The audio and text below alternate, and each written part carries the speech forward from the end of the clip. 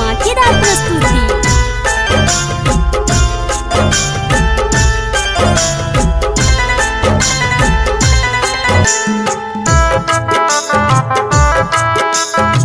Mix by A G recording studio.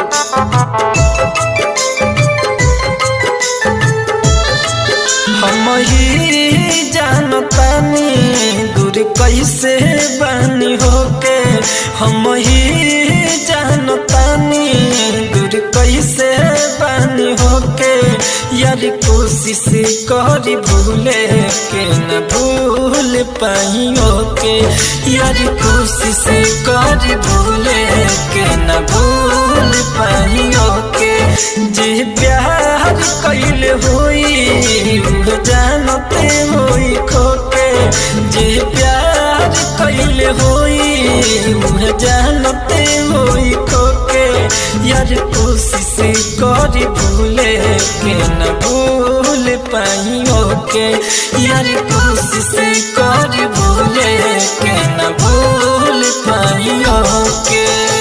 आप सुन रहे हैं एजी एंटरटेनमेंट की धमाकेदार प्रस्तुति।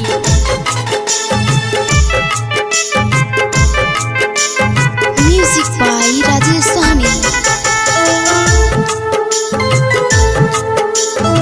Mix by A G recording studio.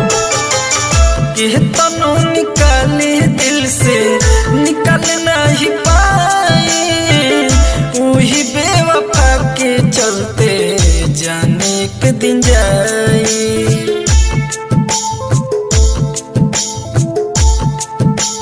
हो के तनो निकाले दिल से निकल नहीं पाए, वही बेवफा के चलते जाने के दिन जाए। रोज भोरे याद आवे हम बैठी जब सके, रोज भोरे याद आवे हम बैठी जब सके, यार कोशिश करी भूले के न भूल पाई होके, यार कोशिश करी भूले के न भूल पाई होके।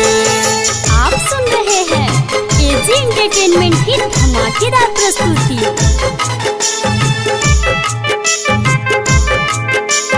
Music by Rajesh Sahni. Mix by A G recording studio. Writer विदेशी आया बरसिए तजाला, सच्चा प्यार खातिर दिल तरसिए तजाला।